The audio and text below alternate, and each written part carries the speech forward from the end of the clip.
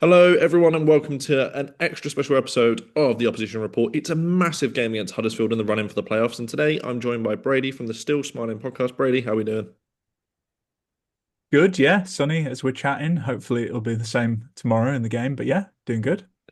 Yeah, I guess it's not really been the season you guys expected after what was a mega summer window and probably not an even better, but near enough a very good January window as well. Not quite what town fans were expecting. I think it depends if you're a glass half full or a glass half empty.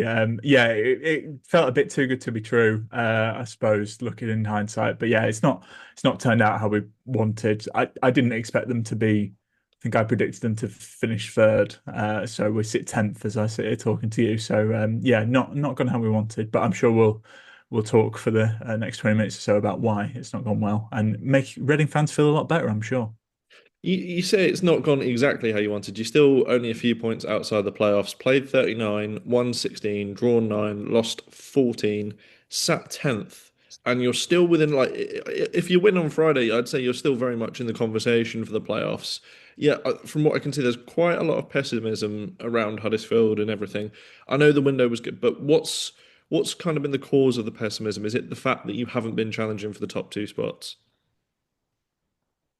I think so. It's been a tricky one. Obviously, we had Lee Grant at the start of the season. He was a rookie manager. You talked about the window. I think we had on paper had a fantastic window. And not in an arrogant way. You look at other teams how they were talking about it. They seem to think I don't think it has much value, but won the transfer window, I suppose, in the division. I was very pleased with a lot of signings. What a lot of the signings made sense. The question was around Lee Grant and having never managed before, obviously did a great job as attacking coach at Ipswich.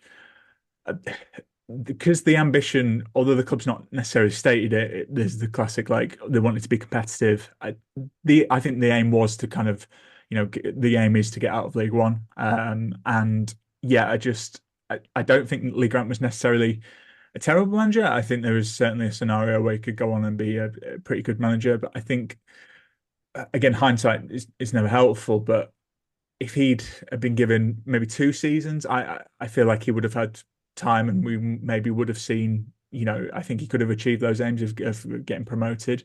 But given how Huddersfield, have ambitions to return to the Championship, he was never really going to get the time, and I think you saw that. And we had a good start. Obviously, we yeah, beat you guys in the reverse fixture. That was quite a good game, even though we rode a lock at times. It was a bit of resilience that we felt was missing, but um, he just wasn't really the kind of we saw. I think the kind of turning point, as weird as it was or signs we saw that maybe it wasn't going to work out was when we played Blackpool in August, and we just kind of I'd say got bullied really. We played some good football, we took the lead, but then I think in this division there are teams that use their physicality, stop you from playing your game, and not in an arrogant way, but I think they are quite good at making you play the level of football they want to play. And we just didn't really have an answer for that. We lost that game 3-2. And then we lost to Barnsley. We lost to a lot of teams around us under Lee Grant. I think by the time he was sacked, I don't think we'd actually beaten a team in the top 10. So it just kind of showed you that he still had some things to learn. And yeah, it's just, I think when Liam Manning came in, I was really impressed pleased with that as an appointment. I know his Norwich spell didn't go particularly well, but I think if you look at his track record, I think he's shown that he can be a championship manager. So I personally thought it was a bit of a coup. I don't think that's worked out how we wanted it to, just in terms of performances. He's had an incredible start, I think we won 4 in a row. And that was great. It felt like a lot of things were missing under Lee Grant in terms of resilience, in terms of scrapping. I think winning the derby against Bradford is like the perfect start, but it's just kind of we've seen a lot of similar patterns returning that we saw under Lee Grant. Like, I think our away form has been particularly troubling. At one point we were the division's top scorers under Lee Grant.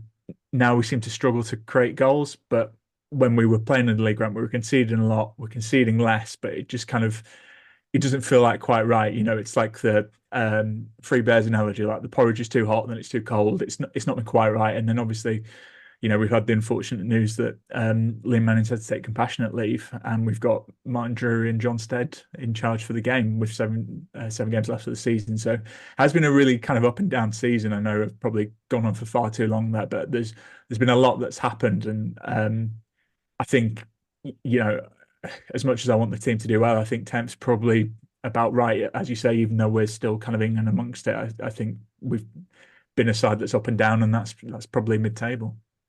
You mentioned about Lee Grant obviously losing his job. Around the time when he lost his job, would you say it was sort of the fan base were in favour of him? Obviously, it's horrible seeing a man lose his job, but would you say the fan base were wanting him out and then were very was the opinion that he had to go, or was it still very split that he should keep in the job and see how it goes? Because I think from what you were saying there, you would have given him maybe a little bit longer potentially. It's a good question. I think, unfortunately for Lee Grant, we lost the derby away to Bradford, 3-1, and it was the manner in which we lost it. It was just we conceded the same goal at the end of the first half in the last 5 minutes, and it was just like not learning from our errors. And no one likes to lose in derby, but again, as I kind of touched on with the Blackpool game and other, there was signs where it's just we don't seem to be able to compete against teams up and around the table. Yeah, I just the game he lost was the 3-1 away to Burton, and I just think that performance. Huddersfield have had a lot of managers. I know a lot of jokes made about Watford and managers, but Huddersfield are right up there in terms of how long managers have stayed. There was kind of, I think people wanted to have a manager for a full season because we've not had that in a long time for Huddersfield. But I think if we're being honest, I don't, I don't think League that was necessarily um, like pro for Lee Grant. I think it was more just like we can't keep getting rid of managers. So yeah, I do like I say, I think there was some nice signs, encouraging signs, and I'd be interested to see where he goes next. And I wouldn't be surprised if he has a career, as a successful manager. But I just think, as I kind of touched on, if given the ambitions for the club this season, I think the change was, as much as you don't want to see a manager losing the job, I think the change was right. And I think particularly being able to get in someone like Liam Manning, who is an experienced, he's almost, I wouldn't say he's still quite a young manager, but in terms of the experience he can bring, I think it kind of made a lot of sense. And football's a cutthroat business, as harsh as that sounds. So yeah, a bit of a tricky one. And since Liam Manning's come in, obviously I know he's just been granted compassionate leave, and we send our best wishes to Liam and his family, but not been as successful as you guys were expecting by the sound of it. Yeah, I think it's tricky, and as you kind of touched on there, family's a lot more important in football, and I think it's it's good that the club have are going to support him during this, and I think again we should kind of take the opportunity to be. I think it's a great thing that he's shown that he's able to do that and comfortable enough to do that, and that's great. In terms of with the team going back to the kind of football side, I think a lot of the patterns that we've seen under Liam Manning are kind of we've seen with a lot of managers. I think that's why you've got a lot of frustration, a lot of pessimism among the fan base at the moment. Because I've said it myself, but Liam Manning had a great start with 4 games, but unfortunately, I think when as a fan base, I think we've kind of been a bit conditioned to, well, this isn't going right. Do we look at the manager? And I've not worked in a football club. I couldn't tell you what kind of happens behind the scenes, but I think Huddersfield have certainly been guilty in the past in terms of their players. Well, we can just kind of wait for the next manager to come, So I think with Liam Manning, and he needs time, and obviously joining halfway through a season, you're not able to get a pre-season, and we know how important that can be. But for me, it's kind of I feel like we've seen this before, where Huddersfield get an uptick after a manager goes, and then it kind of reverts to the means. And I feel that's where we're at. I don't know if that's down to Liam Manning. I think some of the decisions the clubs made in this January window, it looks, I suppose from the outside, it looks a bit puzzling. I think there's, um, if your luck's not in, it's not in. But for example, the decision to loan out Joe Taylor, and he's in great goal scoring form for Wigan. Then Alfie May gets suspended for 4 games, and Bojan Radulovic, who's been one of our best players this season, is injured. So we're having to play people who aren't strikers for a part of the season. I think there's been a lot of small things like that, but again, I think the fan base is quite frustrated. I think given how people felt at the start of the season as well, and as you say, kind of that transfer window, and to sit where we are now, you know, we'll see. To have people in an interim charge for the last 7 games, as you say, if they win tomorrow, they could, on Friday, they could be right up there in the playoffs. But again, I just think if it fizzles out, as we saw last season, similar thing happened. We sacked Michael Duff in March. We appointed John Worthington, and it just kind of fizzled out. I'm getting a sense of deja vu, but equally, I don't think John Stead or Martin Jury, who are co-leading the team, would be seen responsible for that. So yeah, it's been a frustrating one. Last time out, a 3-1 defeat to Plymouth, I believe, and it's been one win in five. What's kind of been going on across the last 5 games? What went wrong last time out against Plymouth? It's a good question. A lot of things if you lose 3-1. And I think Plymouth were they were in really good form. I always kind of predicted a defeat for that one.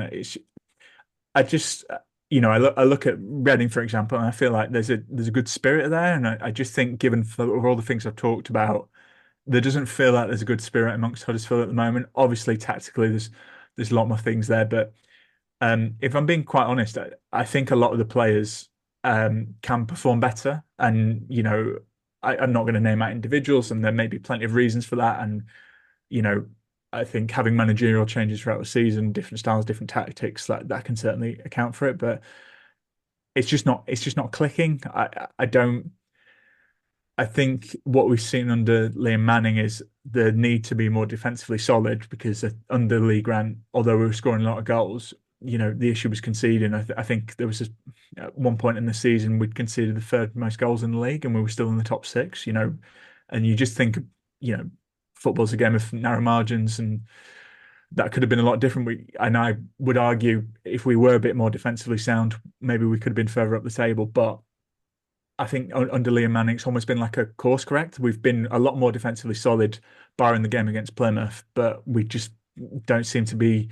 Everything seems a bit sluggish. It doesn't. It seems a bit hard to create chances to score goals. I think it was a few weeks ago we beat Rotherham 1-0, but it was an own goal, and it was a real.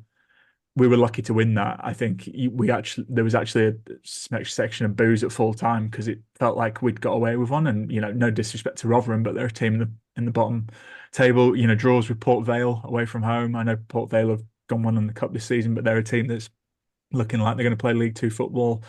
So yeah, I think a real kind of lack of goal threat, which is I think there's plenty of reasons for that. Alfie May, who we signed in the summer, a player who's been for the past couple of seasons an incredible finisher in League One. He's not had the season we'd expect. I think we've brought in Ryan Hardy, but again, I think he's got a knock. I don't think he's going to be available for this game. He joined recovering from a knock. There's just been a lot of little things like that. But yeah, I think in terms of this will be music to Royals fans and to their ears, I'm sure. But yeah, just a kind of a lack of adventure. I think again, it's a similar pattern we've seen a lot with Huddersfield Town, but at times I feel like they're afraid to take risks. And I really hope that we see the opposite of that tomorrow because, I think as a fan base, we're not, I don't think we expect loads. Obviously, we want it to be up there towards the end of the division, but I think the frustration has been a lot of the times this season. It doesn't feel like we've gone for games. It doesn't feel like we've tried to win. We've been more afraid of losing, and that's something that's been a common pattern for quite a few years now. And I think if you speak to most fan bases, regardless of Huddersfield, if you see a team trying, and let's say tomorrow we lost 3-2, but it was an end-to-end game and we're just a bit unlucky, I think a lot of fans would be more happy with that. But we've just not really seen matches like that. Yeah, so it's been yeah, a lack of goal scoring and a lack of adventure, really, I'd say. You obviously lost Leo Castledine in January when he got recalled by Chelsea and sent to Middlesbrough. Would you say that's been a massive part as to why you've kind of struggled in the attacking third of the pitch, obviously in the last few months? Oh, absolutely. I think Leo Castelline, the thing that was good about him, it was it's a strange one because I think his all round game was still quite unpolished. There'd be games where he goes missing, but I think if you know when we go to Huddersfield's goal of the season awards. I think it's going to basically be Leo Castledine and the goal Ryan Ledson scored. But it was pretty much all Leo Castledine. I think having a player who can just score something out of nothing, and bring a game open, yeah, it's just a huge loss. I did think at the time maybe you're just trying to not have so much sour grapes, but Will Alves, who was a player who came with a lot of promise from Leicester on loan, I thought potentially he could step up because he'd had a few injury problems, but I do think we've missed Castledine. You're always going to miss a player who has the ability to score and turn a game, and yeah, I do think it's a real loss. That's there's no doubt about it, but we if you're a team in League One, you kind of know what the food chain is, right? If a player who's joined on loan has a great season in League One, other clubs are going to be interested. So I suppose that's the risk you take. But yeah, it's been a massive loss for sure. And who would you say has been your player of the season so far for Huddersfield? It's a really difficult one. I was thinking about it. I think you might ask this.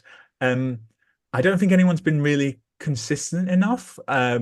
I think a player who's improved a lot. Sorry, I'm going to probably like go on a bit of a tangent. I think a player who's improved a lot under Liam Manning is Ryan Ledson, the captain. Obviously, we had Jonathan Hogg, who was with the club for years. I think there's been questions around him as a leader, but it's certainly in terms of performances, I think we started to see the Ryan Ledson that we thought was going to, was hoping for in the summer.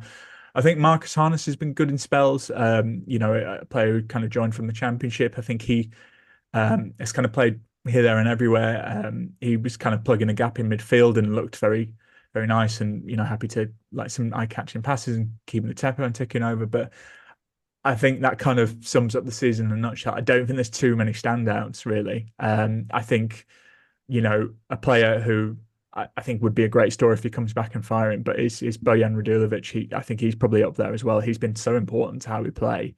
And from all kind of rumours was, free to leave in the summer, forced his way into the team and, just has become so crucial to how we play. I think, having a tall centre forward who's going to battle in this division is really important, and he scored some really important goals for us. So, we are really like feeling his loss at the moment, and the sooner he can come back, the better. And I think if he does have a good end to the season, he's probably a candidate actually.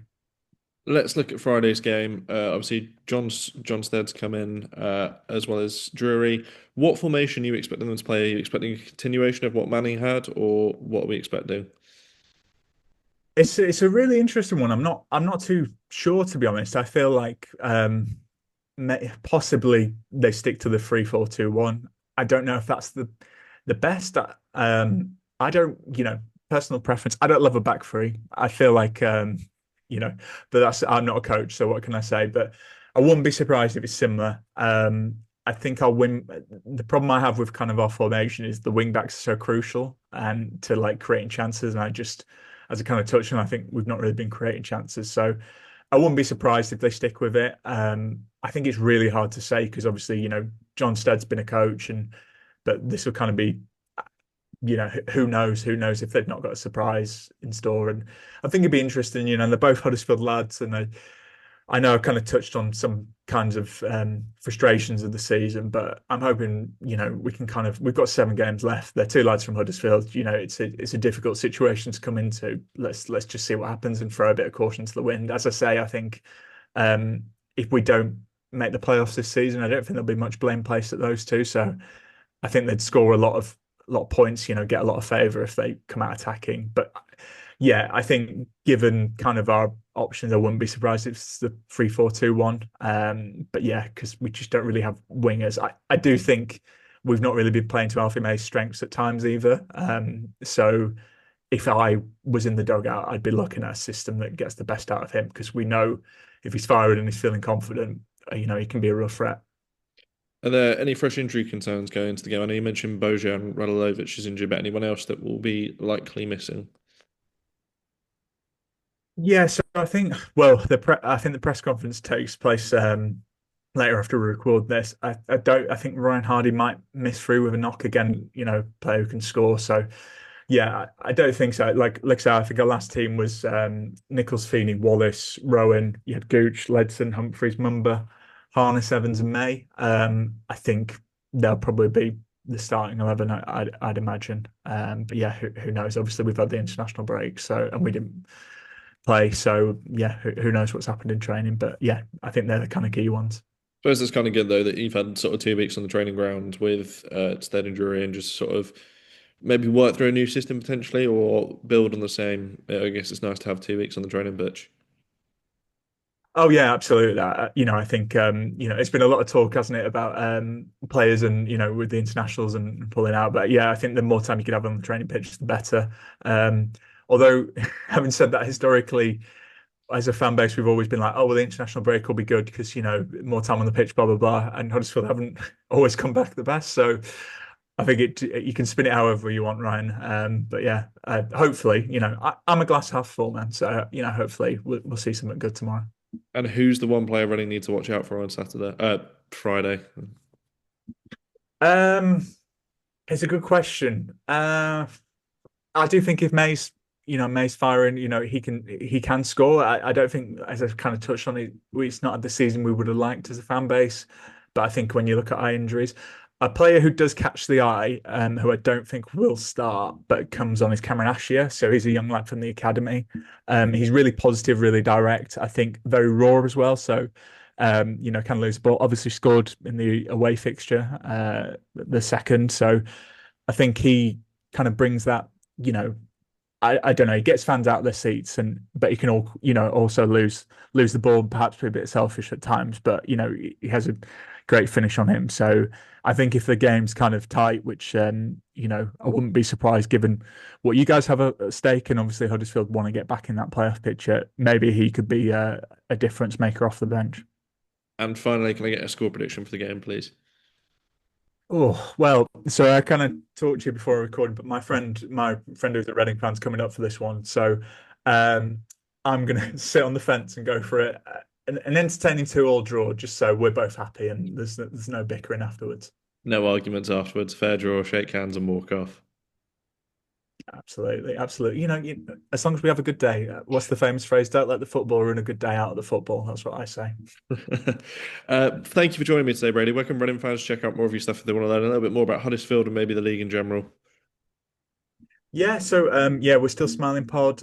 So we have I don't think many Raw fans will be interested in us covering the games, but Adam and Pat do a great job. But we have the kind of My Town series, so we speak to players, ex-players, ex-managers who've been connected to the club. So we've had Chris Powell on, Alex Smithies. So again, they talk a lot about not just Huddersfield but other clubs, Lee Peltier as well. So yeah, there's I think if you're kind of interested in EFL stories, that might be of interest to you because yeah, there is certainly some stories I weren't aware of. So yeah, well worth a listen. I would say that, but genuinely, it's quite interesting. Well, perfect. Thank you very much for joining me today, Brady, and come on, you Ours.